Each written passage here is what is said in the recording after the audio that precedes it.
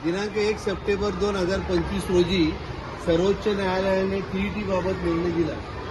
आरटीईचा त्यांनी संदर्भ देत 29 जुलै 2018 पूर्वी जे सेवेत आले त्यांना टीईटी लागू नव्हती, परंतु आरटीई मंजूर झाल्याच्या दिनांकापासून 29 जुलै 2018 पासून सर्वांना टीईटी लागेल, परंतु महाराष्ट्र शासनाने 13 फेब्रुवारी 2013 रोजी टीईटी लागू असल्याचं PR काढलेलं आहे। आपलं मागणी एवढंच आहे की शासनाने 13 फेब्रुवारी 2013ची जर आम्हाला तारीख दिली होती तर त्यापूर्वी सेवेत आलेल्या कुणालाही टीईटीची सक्ती करता येणार नाही।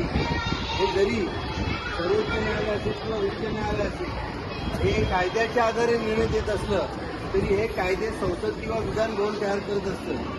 म्हणून आमची सगळ्यांची मागणी आहे की याच्यामध्ये दुरुस्ती करा आणि अन्यायकारक ज्या काही क्लॉजेस असतील, कलमा असतील ती त्याच्यातून त्यांनी काढून टाकली पाहिजे।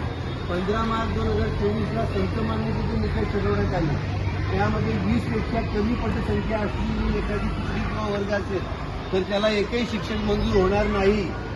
आणि अशामुळे अनेक शाळा रत्नागिरी जिल्ह्यातच एका 65 शाळा म्हणजे मला वाटतं 1092 विद्यार्थी 1192 विद्यार्थी हे शाळाबाह्य झालेले आहेत। एवढ्या शाळाच बंद पडलेल्या आहेत आणि शिक्षण मोठ्या प्रमाणात अतिरिक्त होत आहेत। आता आपल्याकडे 21 जागा रिक्त आहेत कारण आपल्याकडे विद्यार्थी पटसंख्या भरपूर आहे। शासनाने 23 जून 17ला पवित्र पोर्टल आणलं, आपल्याला सगळ्यांना आनंद झाला की आता शासन सगळे शिक्षक भरेल, टॅलेंट शिक्षक भरेल, परंतु 2017 पासून आपल्याकडे एक तरी नवीन शिक्षक भरता आला का तर नाही आला। समाजाची शिक्षक आपल्याकडे दरवर्षी 4-5 येत आहेत।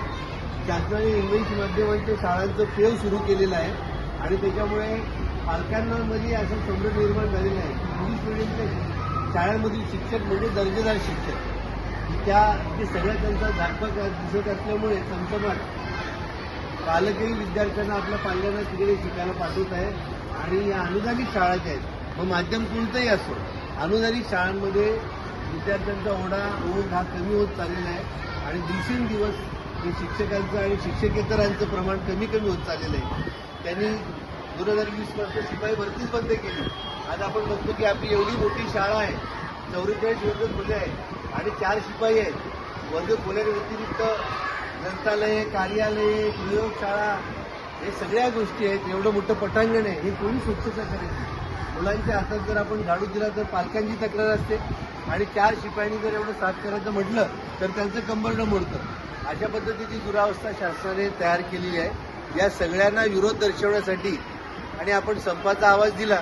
शासनाला माहिती आहे की मुलं शाळेत आली नाही तर नुकसान कोणाचं होणार आहे? त्यांच्या कुटुंबियांचं, पालकांचं, मुलांचं। आणि याच्यामुळे जनप्रक्षोभ आपल्या शिक्षकांच्या विरुद्ध जाणार आहे आणि शासनाला हेच हवं आहे आणि म्हणून त्यांनी हे संप मोडीत काढण्यासाठी परवा शिक्षण संचालकांनी परिपत्रक काढलं आणि त्याचा खुलासा देत शिक्षणाधिकाऱ्यांनी काल परिपत्रक काढलं की जे या संपात सहभागी होतील त्यांचा 1 दिवसाचा पगार कापण्यात येईल। मागे शिक्षणाधिकारी संपावर गेले होते 4 ते 5 दिवस। या 4 ते 5 दिवसाच्या शिक्षणाधिकाऱ्यांच्या संपामध्ये, विस्तार अधिकाऱ्यांच्या संपामध्ये शासनाने त्यांचं वेतन कापलं होतं का? तर नाही कापलं। म्हणजे हे जर श्रेणी 1 आणि श्रेणी 2च्या अधिकाऱ्यांचं तुम्ही वेतन कापत नाही तर मोठी बिचारी कोणी अशा शिक्षकांचं तुम्ही कशासाठी वेतन कापण्याच्या धमक्या देताय? तर त्या शिक्षकांना अशा पद्धतीच्या धमक्या देऊन त्यांच्या संपांवर दंडांतर आणणं किंवा ते झडपणं हे शिक्षक म्हणून आपण अन्याय सहन करणार नाही। परंतु आपला मुख्य कर्तव्य आहे विद्यार्थ्यांना ज्ञान, मग शिक्षकांना सन्मान। म्हणून हा संप असतानाही आपण या संपात सहभागी न होता टाळ्या फिती लावून शासनाच्या या दडपशाहीचा मनमानी धोरणाचा आपण निषेध करत आहोत।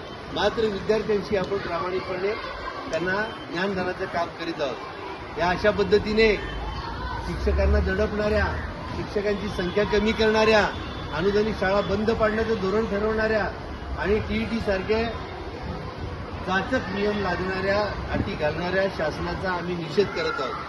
शिक्षक एकजुटीचा विजय असो, शिक्षक एकजुटीचा विजय असो, शिक्षण क्रांती संघटनेचा विजय असो, शिक्षण क्रांती संघटनेचा विजय असो।